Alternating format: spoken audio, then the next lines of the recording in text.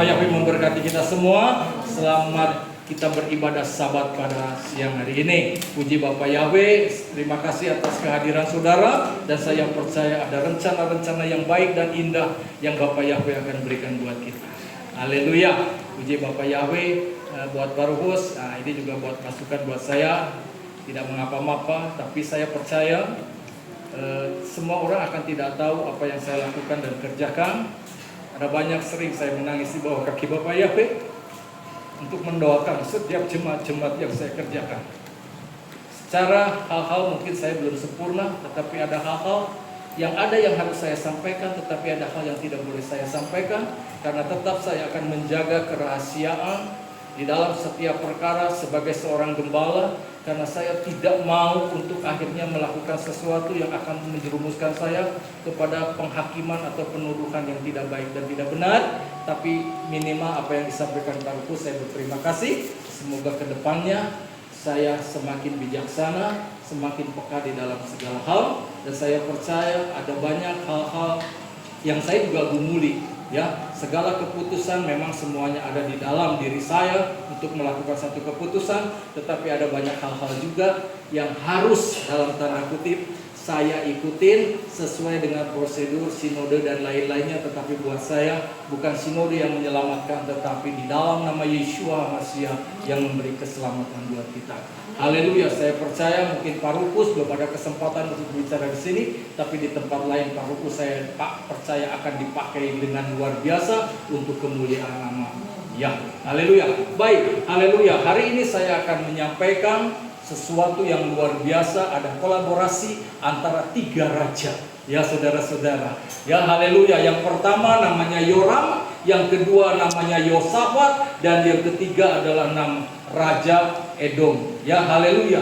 Tangan Elohim di tengah kekeringan. Rupanya ada kekeringan yang dahsyat yang didapatkan kepada 3 raja ini. Pasal ini mencatat koalisi antara Yoram adalah raja Israel, Yosafat raja Yehuda, dan raja Edom untuk melawan Mesa. Mesa adalah raja Moab, ya, yang memberontak setelah kematian Ahab. Peristiwa ini mencerminkan bagaimana Yahweh Elohim bekerja dalam krisis, bahkan ketika umatnya tidak sepenuhnya taat. Ini luar biasa. Dalam keadaan krisis, tetapi Bapak Yahweh tetap melakukan rencana yang baik, walaupun manusia kadang-kadang tidak taat atas perintah daripada Bapak Yahweh. Haleluya. Perhatikan baik-baik ayat selanjutnya. Haleluya. Ayat 1 sampai ayat yang ketiga, Yoram raja Israel. 2 raja-raja. Nanti Bapak Ibu juga boleh baca ya seluruh pasal ayat ini ya. Dan Yoram anak Ahab memerintah atas Israel di Samaria pada tahun ke-18 zaman Yosafat raja Yehuda, dan dia memerintah selama 12 tahun. Dan dia melakukan apa yang jahat di mata Yahweh. Melakukan sesuatu yang jahat di mata Yahweh. Hanyanya, tidak seperti ayahnya dan ibunya, karena dia menyingkirkan tugu berhala Baal yang telah ayahnya dirikan. Ya, jahat di hadapan Bapak Yahweh. Tetapi ada hal-hal yang boleh kita catat. Dia menyingkirkan tugu berhala Baal yang didirikan ayahnya. Namun dia masih berpaut kepada dosa Yerobeam. Saudara tahu apa yang dilakukan? Dosa Yerobeam itu apa? Ya, nanti kita bahas ya. Pak Duko sudah tahu. Nah, ini Yerobeam itu raja pertama Israel. Tetapi dia sudah menanamkan hal yang tidak baik. Makanya dosanya ini turun temurun terus sampai bangsa Israel mengalami yang demikian. Katakan, dia masih berpaut kepada dosa Yerobeam anak Nebat yang mengakibatkan orang Israel itu berdosa. Dia tidak menyingkirkannya ini. Kita harus konsekuen. Kalau kita mau singkirkan segala sesuatu itu harus disingkirkan. Amin. Terus Yoram memerintah atas Israel dan melakukan apa yang jahat di mata Elohim, meskipun tidak separah ayahnya. Ini bahasa saya. Haleluya. Yoram memerintah atas Israel dan melakukan apa yang jahat di mata Elohim, meskipun tidak separah ayahnya. Terus makna rohaninya, ini soal kompromi rohani. Yoram membuang tugu berhala Baal, tapi tetap memegang dosa Yerobeam, kultus anak lembu emas. Hati-hati, ini saudara. Saya Bapak nggak melakukan ini, tapi tidak melepaskan yang ini. Itu salah. Kalau mau dilepaskan, semuanya dilepaskan. Amin. Anda mau diberkati, tidak bisa kompromi kita. Jelas itu. Katakan, gambaran gereja atau orang percaya yang setengah hati membuang sebagian dosa tetapi tidak sungguh-sungguh bertobat. Ini perhatikan baik-baik. Ngerti nggak ayat ini kira-kira? Tadi saya ketemu sama pendeta Daud Tony di warung di sana. Saya pas masuk mau beres-beres ini, dia paham, terus saya bilang, halo, gitu. Oh, halo, dia lihat Pak Daud ya? Iya, salaman kita. You di gereja mana? Wah, dia bilang gitu kan. Saya di KPI Pak, Kehilat Kemuliaan Indonesia di bawah Sinode Lukas Sutrisno. Oh, dia kaget saudara-saudara.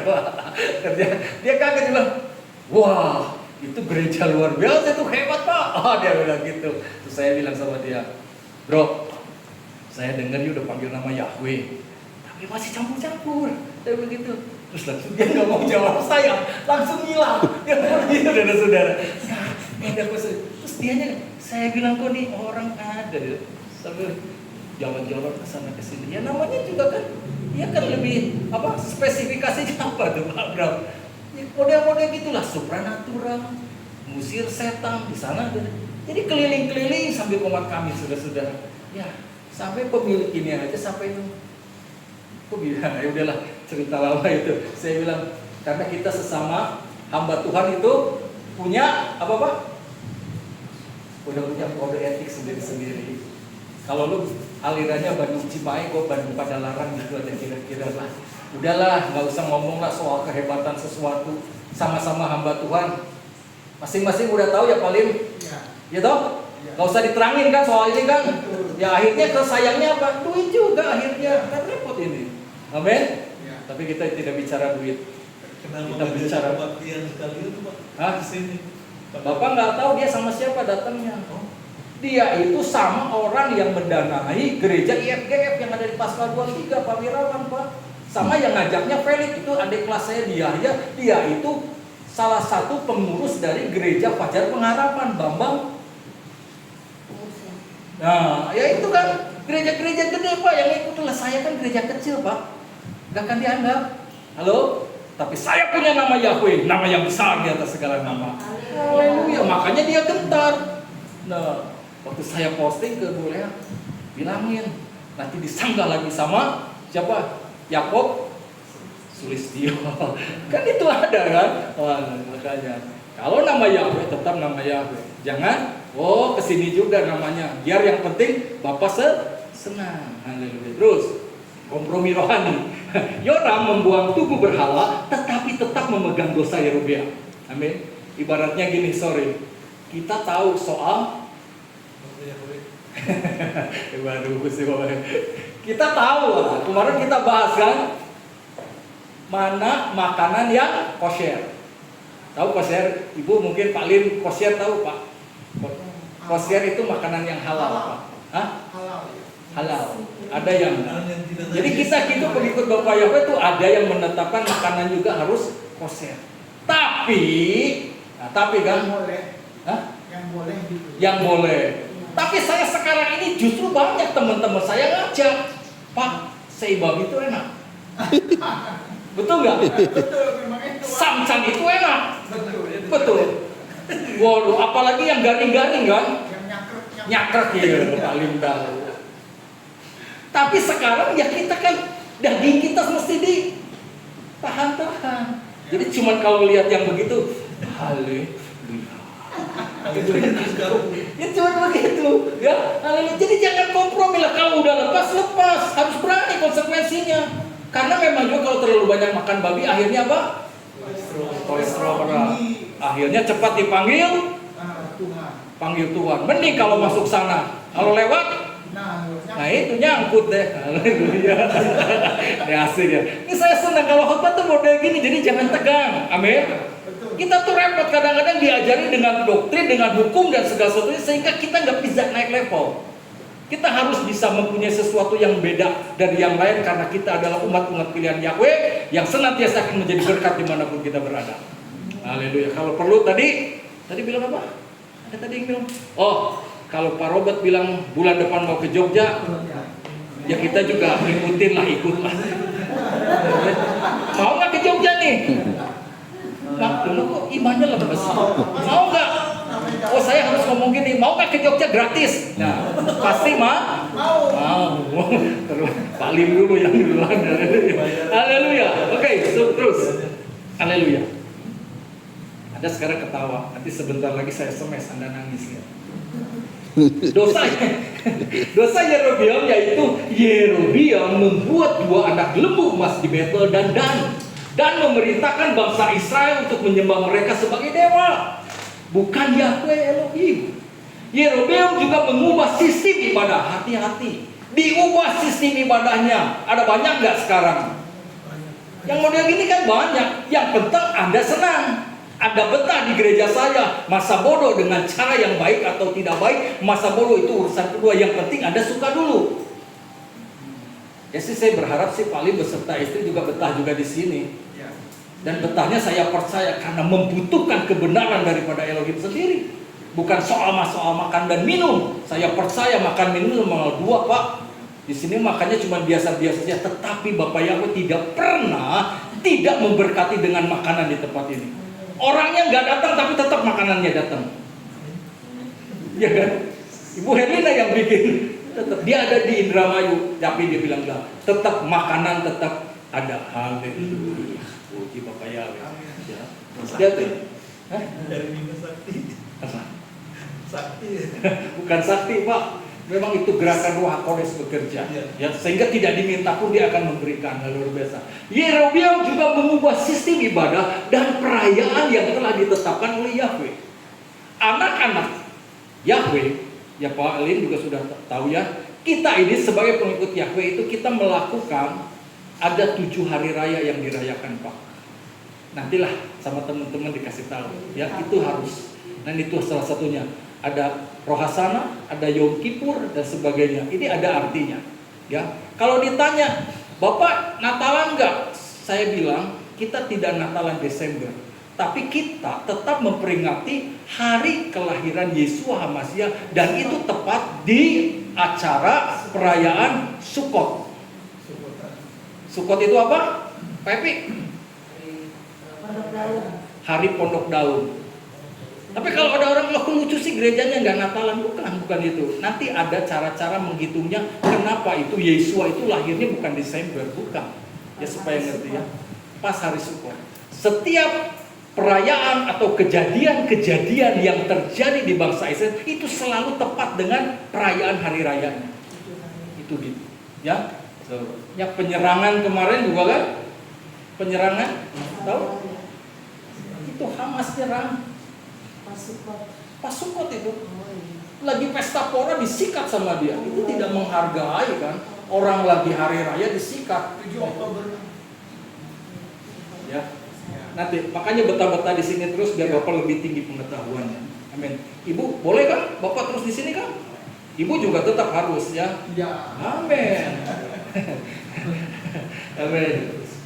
Yerobeam juga mengubah sistem ibadah dan perayaan yang telah ditetapkan oleh Yahweh dan memperkenalkan ritual-ritual baru yang tidak sesuai dengan perintah Yahweh. Ini sudah terjadi Pak akhir-akhir zaman ini. Udah banyak aturan-aturan yang nyeleneh yang kadang-kadang juga nggak mengerti yang tidak sesuai dengan daftar Elohim. Kita harus peka Pak, mana yang harus kita lakukan dan mana yang tidak kita lakukan. Jangan asal-asalan kalau udah begini udah pasti begini, juga belum tentu Pak. Kita harus banyak menggali kebenaran daftar Elohim supaya apa yang kita kerjakan lakukan sesuai dengan ketentuan Bapa Yahweh. Amin. Haleluya. So, terus lagi. Konsekuensinya, dosa Yerobeam memiliki konsekuensi jangka panjang bagi bangsa Israel. Kita tidak mau kalau dosa orang tua kita itu ada terus di dalam dosa anak-anak. Amin. Harus diputuskan itu dosa. Haleluya.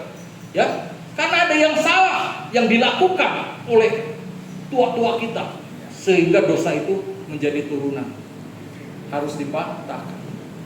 Yahweh menghukum Yerobeam dan keturunannya karena dosa-dosa mereka. Dosa Yerobeam menyebabkan kemerosotan spiritual bagi bangsa Israel yang berujung pada penolakan Elohim dan penghukuman lebih lanjut. Sampai sekarang bangsa Israel tidak bisa mengakui Yesua itu sebagai Mesias. Oke? Siap, terus. Haleluya. Nah ini, haleluya. Ini nggak kelewat-lewat kan kirimannya, ha? Ini benar. Ayat 4 dan 5, pemberontakan Raja Moab. Dan Mesa Raja Moab, sini dong. Kurang kanan dikit. Nggak terbaca. Kurang. Kasihan ini. Geser. Waduh. Ya. Nah, dan Mesa Raja Moab adalah seorang peternak domba, dan dia membayar upeti 100.000 anak domba kepada Raja Israel dan 100.000 domba jantan dengan bulunya. Maka terjadilah segera sesudah Ahab mati, Raja Moab memberontak terhadap Raja Israel. Ahabnya mati, Raja Israel. Maka dia bilang, gue berontak nih kalau gini, karena saya terus harus setor. Wah, nggak bisa kalau gini. Dikatakan isinya, Mesa Raja Moab yang dulu tunduk pada Ahab memberontak setelah kematian Ahab. Makna rohaninya, Moab itu melambangkan kedagingan atau musuh dalam diri yang mencoba menekan saat rohani lemah. Nah ini Moab ini. Dosen. Nah, 3 raja ini. Ayat 6 dan 9. Aliansi 3 raja dan kekeringan. Nah, Raja 3:6-9. Maka pada hari itu Raja Yoram keluar dari Samaria dan memanggil seluruh Israel. Lalu ia pergi dan mengutus orang kepada Yosafat Raja Yehuda dengan berpesan, Raja Moab telah memberontak terhadap aku, maukah kau pergi bersamaku ke Moab untuk berperang? Dan dia menjawab, aku akan maju. Sebagaimana aku, demikian juga engkau rakyatku, demikian juga rakyatmu, kudaku, demikian juga kudamu. Lagi dia bertanya, melalui jalan manakah kita akan maju? Lalu ia menjawab, lewat mana?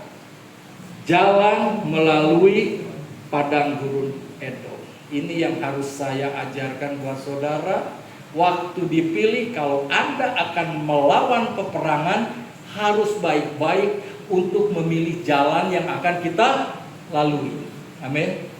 Ini pilihan daripada Raja Israel, dikatakan jalan melalui padang gurun Edom. Lo Anda tahu padang gurun itu apa? Halo? Pak, 12 tahun saya lewati padang gurun, Pak. Saya hidup susah, hidup kesulitan. Punya ruko dijual, punya mobil dijual untuk bayar utang. Saudara-saudara, sampai tanggal 12 bulan 12 tahun 2012, rumah sama ruko saya itu mau disita sama bank.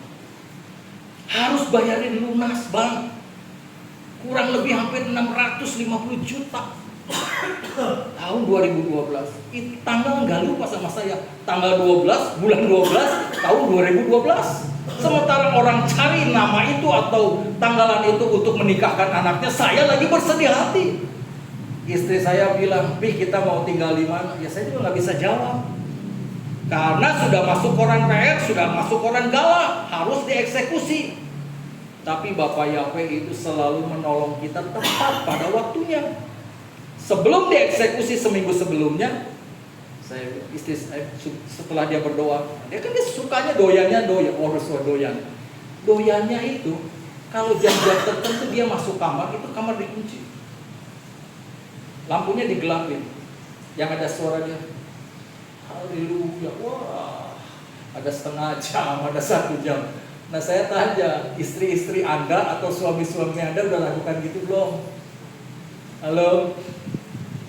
Ya Tuhan, inilah kerinduan, bilang gitu dong. Amin. Dia bisa sejam 2 jam di kamar hanya untuk menyembah, memuliakan Bapak Yahweh. Mungkin tidak ada kata-kata ucapan, tetapi yang saya dengar cuma tangisan air matanya sampai ke Samair. Luar biasa. Nah ini yang memberikan kekuatan buat kita tetap bisa melayani sampai detik ini. Haleluya. Akhirnya dia bilang, "Pi, itu laku, Pi. Ruko dijual." Saya nggak bisa udah diiklanin Pak, nggak laku-laku. Masa waktu eksekusi semakin dekat. Tetapi ada yang namanya ustazah, orang Batak tapi jadi muslim. Namanya Ibu Harahap. Suaminya Siahaan. Dia datang sama warung sebelah rumah saya. Pak, Bu, ini siapa yang punya? Oh, Pak Jimmy, ini nomor teleponnya. Dia telepon, Pak, Bapak mau jual ya rukonya? Saya bilang memang mau jual. Oke Pak, minta berapa? Ya saya bilang 1 miliar saya minta. Wah jangan segitu Pak. Istri saya udah bilang itu akan laku 700 juta. Tapi saya tetap ngotot sama Tuhan. Saya bilang 1 miliar. Dia bilang begini, Pak, gimana? Kalau 700 juta dijual nggak? Nah loh, kalau saya dijual 700 juta tuh saya udah cukup untuk bayar utang ke bank. Tapi namanya bersikeras. Dia bilang, tapi ini juga Pak saya mesti tanya dulu sama guru spiritual saya, apakah boleh dibeli apa enggak ruko ini? Nah loh, bilang begitu. Terus akhirnya dia bilang, besok ya Pak keputusannya kalau Bapak kasih. Saya mikir nih gimana? Istri saya bilang, ya jual Pi, kan sesuatu Tuhan bilang 700 juta. Oh gitu. Ya udah, siapa tahulah 900 kan lumayan, masih ada lebih 200 kan gitu kan? Nih otaknya Cina kan begini. Otaknya Cina lagi kan gitu, ada aja kan pikirannya jago namanya juga kan. Nah ada. Ibu tuh datang, Pak, guru spiritual saya yang satu bilang jangan dibeli. Lalu, tapi yang lebih hebat ilmunya bilang harus dibeli. Saya senang gitu. Kapan kita ke bank Pak? Kita bayar. Saya bilang, Bu, jangan 700 lah, 8,5. Enggak Pak, 700. Saya bilang ini ibu punya duit enggak? Wong datang pakai jilbab hitam, baju hitam, pakai celana jeans, cuman gitu. Ya Pak, kalau Bapak setuju, besok pagi saya datang ke rumah Bapak minta alamatnya, saya samper Bapak jam 8 pagi kita ke bank di mana harus tebus sertifikat. Ternyata benar datang ke rumah saya. Ayo Pak, kita ke bank, kita lunasin cepat Pak, katanya. Ayo saya. Ternyata waktu masuk di bank Pak, yang tadinya utang saya 650 juta, itu dikurangi sama yang punya bank cuma 580 juta. Jadi lakunya 700 juta, saya masih punya uang 120 juta. Bapak Yahweh luar biasa, tepat pada waktunya dia tolong. Luar biasa, nggak ada perkara yang mustahil. Dia bilang, ibu itu ustazah gini, Pak, Tuhan saya memberikan gambaran ibarat Bapak itu seperti pohon kelapa. Wah elah, keren juga. Lah gimana Bu? Pohon kelapa tuh Pak, biarpun anginnya gede, walaupun mungkin si buahnya kelapanya jatuh tapi nggak pernah pecah. Dan kelapa itu seluruh tidak ada yang terbuang, itu berguna buat siapa juga. Benar juga. Apakah ini buatan? Saya bilang gitu kan. Udah, ternyata ibu ini tuh selain ustazah, dia itu biro perjalanan untuk mengumrohkan orang-orang. Oke Pak, Bapak udah nggak usah berpikir panjang. Nanti ke notarisnya belakang saja. Ini uang sisanya. Ini sertifikat rumah Bapak yang rukonya saya pegang. Jadi 2 sertifikat saya gadein ke bank. Akhirnya rukonya dijual, rumah saya aman. Haleluya. Bertolongan Bapak Yahweh. Ya, saya mengalami itu, Anda juga pasti akan ditolong dan diberkati oleh Bapak Yahweh kalau mengalami hal yang sama-sama saya. Haleluya. Asal kita memilih jalan yang tepat. Maka berjalanlah Raja Israel dan Raja Yehuda dan Raja Edom, lalu mereka berkeliling 7 hari perjalanan jauhnya, dan tidak ada air untuk pasukan dan untuk ternak yang mengikuti mereka. Kalau kita mau perang, lantas kalau pasukan beserta binatang-binatang atau hewan-hewan atau kuda-kuda nggak ada air, bagaimana model? Saya tanya sama saudara. Ini mau perang 7 hari keliling, artinya setiap hari ada di dalam suasana padang gurun. Ngalamin begitu? Halo? Ngalamin setiap hari Anda dalam situasi padang gurun. Panas Pak, susah, berat. Amin. Tapi saya diingatkan oleh Bapak Yahweh soal padang gurun ini. Kita bisa memahami di padang gurun itu, kita bisa mengenal bahwa itu adalah jalan yang salah yang kita harus lalui. Amin. Yang kedua, di situ kalau kita tetap bisa bertahan di padang gurun, artinya Bapak Yahweh yang kita sembah itu mempunyai kekuatan dan power yang dahsyat. Nah ini kita harus tahu. Jadi jangan meremehkan sebuah padang gurun. Kita masuk padang gurun itu, dengan masuknya padang gurun kita jadi bertobat. Tidak ada orang bertobat waktu dia sukses atau hebat. Tapi waktu sulit, waktu susah dalam melewati padang gurun, di situ kita kembali ingat kepada Bapa Yahweh. Amin. Perhatikan baik-baik. Maka berjalanlah Raja Israel, Raja Yehuda, dan Raja Edom, lalu mereka berkeliling 7 hari. Terus 3 raja bersekutu dan berjalan melalui padang gurun selama 7 hari hingga kehabisan air. Terus perencanaan, nih makna rohaninya, perencanaan manusia tanpa tuntunan Elohim menghasilkan kekeringan rohani. Banyak kan kita kan, kalau bisa Pak, saya akan punya rencana, saya gini. Tanpa Anda melibatkan Elohim, rencanamu akan gagal. Benar nggak? Tapi kalau kita bawa Elohim dalam setiap perencanaan kita, saya percaya Bapak Yahweh akan berkati kita dan memberikan jalan waktu kita mempunyai jalan yang buntu. Amin. Haleluya. Gak usah takut menjalani hidup ini. Pasti Bapak Yahweh akan tolong kita kok. Kita nggak akan tinggal tergeletak. Tadi ada lagu, ada nggak dinyanyiin nggak tadi? Tuhan menetapkan langkah-langkah orang yang hidupnya berkenan kepadanya. Apabila ia jatuh tak sampai tergeletak, sebab Tuhan menopang tangannya. Perencanaan manusia tanpa tuntunan Elohim menghasilkan kekeringan rohani. Padang gurun itu sama dengan tempat ujian dan tempat pembentukan. 7 hari perjalanan artinya gambaran masa ujian rohani sebelum pertolongan Elohim datang. Angka 7 juga saudara udah tahu angka apa? Angka yang sempurna. Haleluya. Terus naik. Haleluya. Arti rohani padang gurun diperhatikan baik-baik. Tempat percobaan. Benar? Padang gurun itu? Padang gurun dapat diartikan sebagai tempat percobaan dan tempat pengujian iman.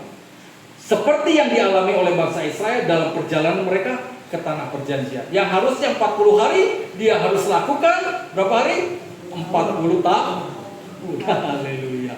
Simbol kehidupan yang sulit. Ini padang gurun ini artinya, ya, saudara ngerti kan? Simbol kehidupan yang sulit. Padang gurun Edom juga dapat diartikan sebagai simbol kehidupan yang sulit dan penuh tantangan yang memerlukan ketabahan dan kepercayaan kepada Elohim. Kalau Anda selalu menganggap ini susah terus, hidup saya kok gini-gini terus, gak usah khawatir. Tadi ada sebutan juga waktu kesaksian Pak Rubus, katanya Pak Epi bilang, aduh banyak harus pengeluaran yang banyak pada hari-hari ini. Puji Bapak ya. Tadi juga saya datang ke sini naik motor lewat Haji Alpi, itu ramai banget tempat jualan seragam sekolah. Sama toko buku sekarang ya. Aduh, mesti tidak. Makanya kalau punya seragam dijaga baik-baik Pak Ede, ya. Jangan setiap tahun beli. Kecuali badannya udah sama seperti Pak Gembala, semakin melebar ke kiri dan ke kanan. Tapi itu tanda diberkati Bapak.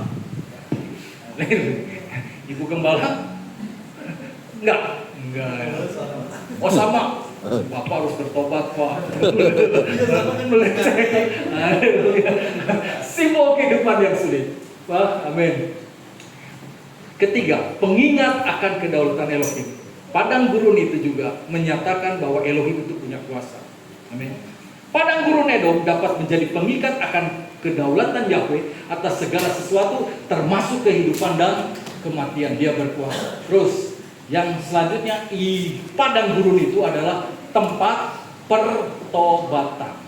Padang gurun Edom dapat diartikan sebagai tempat pertobatan dan pembaharuan spiritual, di mana seseorang dapat memohon ampun dan memulai hidup yang baru. Jadi kalau kita lewati padang gurun, apa yang kita harus katakan? Haleluya. Karena Anda artinya dipilih oleh Bapak Yahweh untuk menjadi seorang pemenang, dan Anda sudah lewat proses yang cukup berat, maka Anda akan pasti akan menjadi seseorang yang tahan uji. Terus, haleluya. Selanjutnya, nah, ayat 10 dan 12. Yosafat bertanya tentang Nabi Yahweh. Hebatnya dari ketiga raja ini, cuma Yosafat yang tahu cara bagaimana untuk bertanya kepada Yahweh lewat seorang nabi. Jadi kalau ada seorang hamba Tuhan yang diurapi Bapak Yahweh, Anda tuh nggak boleh melecehkan.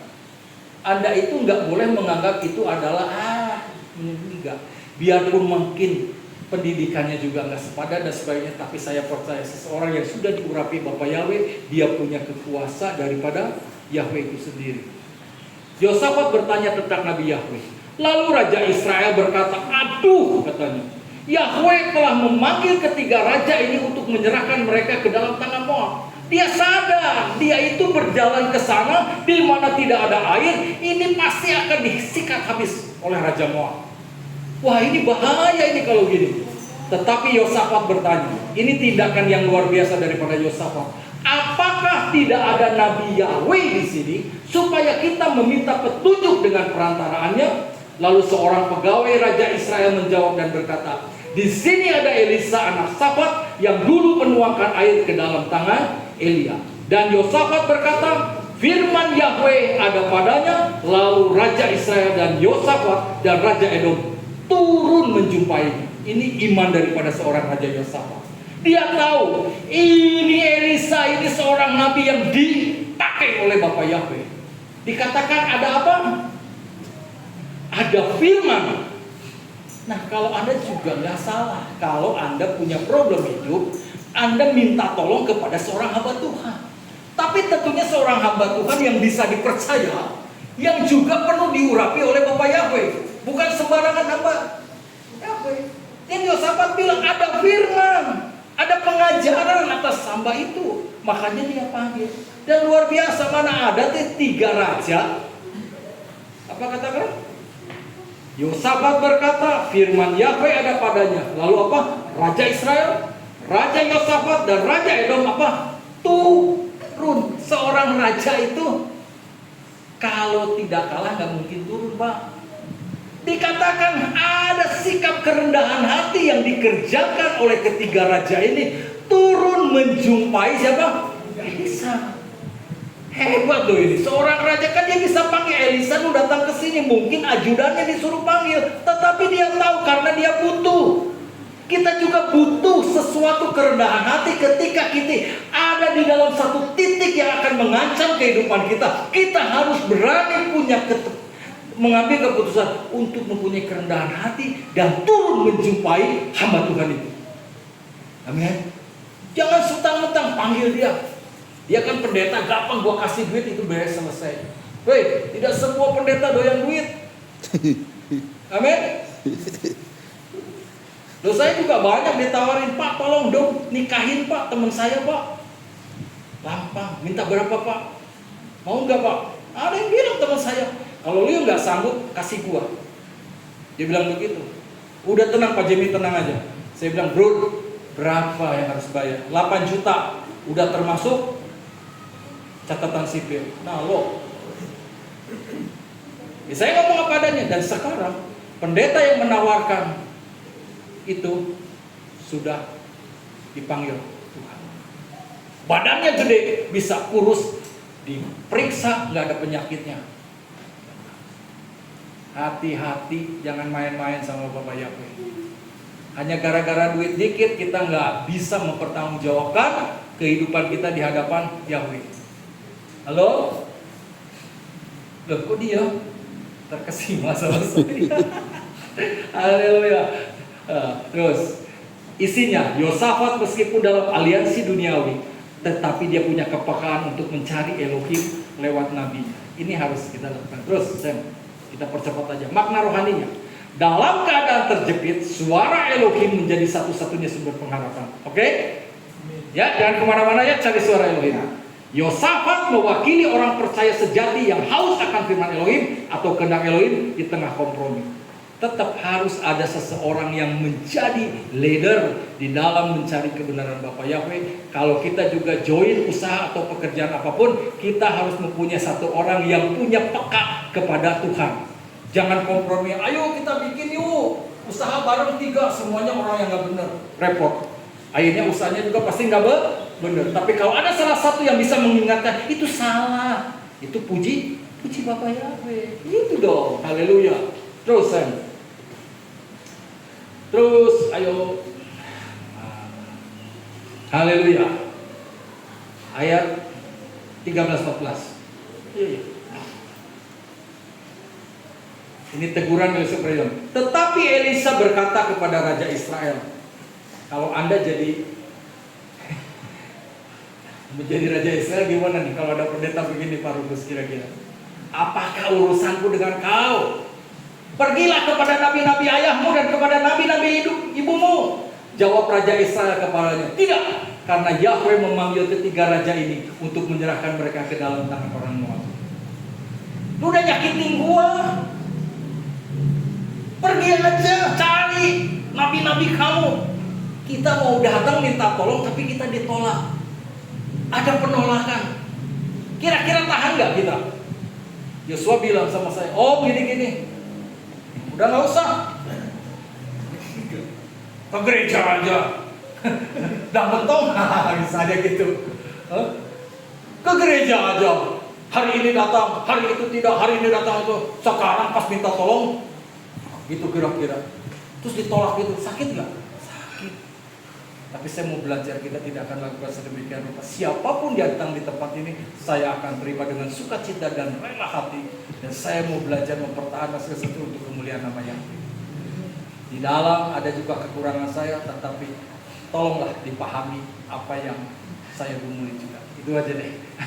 Itu bahasa ini ya gitu ya. Ya itu kebiasaan baik harus dari kecil dilatih. Nah itu. Nanti udah besar ada kepekaan. Ada kepekaan. Cuman kadang-kadang peraturan yang ada di dalam satu organisasi itu kadang-kadang membuat kita ini tarik ulur dan bentrok. Tapi kita minta. Mudah-mudahan saya punya sinode sendiri Pak. Haleluya. Haleluya nih. Ada yang ini nih. Wah, ada yang haleluya. Wis. Itu bilang, gimana kesetiaan lo? Ada ya memang untuk dia tahu kalau saya nggak datang sama kamu, ini saya akan diserahkan sama Moab. Elisa katakan, demi Yahweh Sebaot yang hidup, yang di hadapannya aku menjadi pelayan. Dia kata, ayo dong Sam, selama sih. Jika aku tidak memandang Yosafat, ada peranan Yosafat orang yang dilayakkan oleh Bapak Yahweh, itu membuat seorang hamba Tuhan juga tergerak atau ada kehancuran hati. Amin. Ini kemurahan Bapak Yahweh loh. Dari ketiga mereka, 2 kacau balau, tapi 1 ada yang masih baik, tidak dipandang sebelah mata oleh Bapak Yahweh. Hancur keluarga kita, semua hancur. Tetapi masih ada di dalam keluarga itu 1 orang yang percaya kepada Bapak Yahweh.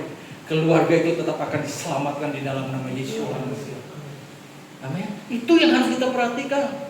Biar orang berkata apa tentang keluarga kita, tetapi aku adalah umat pilihan Bapak Yahweh. Amin. Boleh semua dihancurkan, tetapi aku percaya Bapak Yahweh tetap punya kemurahan karena masih ada setitik iman di dalam keluarga itu. Yosafat yang pegang peranan. Elisa bilang, kalau bukan karena aku lihat Yosafat, saya nggak mau. Maka sesungguhnya aku ini tidak akan memandangmu ataupun melihat. Luar biasa. Terus Elisa enggan menolong Yoram karena kejahatannya, namun karena menghormati Yosafat, ia bersedia. Terus makna rohaninya, hadirat Yahweh Elohim bisa datang karena kehadiran 1 orang benar, Yosafat. Saya percaya di tempat ini lebih dari 1 orang benar yang hadir di tempat ini. Amin. Saya percaya hadirat Yahweh ada di dalam ibadah kita saat ini. Amin. Haleluya. Terus jangan dulu saya konsentrasi. Keadilan dan belas kasih Yahweh Elohim bekerja berdampingan. Perhatikan baik-baik. Apa dikatakan? Keadilan dan belas kasihan. Amin. Dia itu adil Yahweh itu, dan dia punya belas kasihan. Dia nggak akan semena-mena buat kita. Amin. Dia punya adil loh dia. Kalau Anda baik, dia juga akan baik. Tapi walaupun Anda jahat, tetap dia baik buat Anda. Ini luar biasa. Dan dikatakan antara keadilan dan belas kasih itu yang datang dari Yahweh Elohim bekerja berdampingan. Amin. Haleluya. Terus. Haleluya. Ayat 15. Nubuat dan tanda ajaib. Terus, ayo dong. Maka sekarang ini Elisa bilang gini. Maka sekarang jemputlah seorang pemetik harpa bagiku Maka terjadilah waktu pemetik harpa itu memainkannya, tangan Yahweh menguasainya. Kemudian Elisa berkata, beginilah Yahweh berfirman, buatlah aliran sungai ini penuh dengan pari. Elisa tuh, saya mau kayak Elisa. Sebelum Anda menanya sesuatu, saya minta dihadirkan seorang pemain musik. Ayo.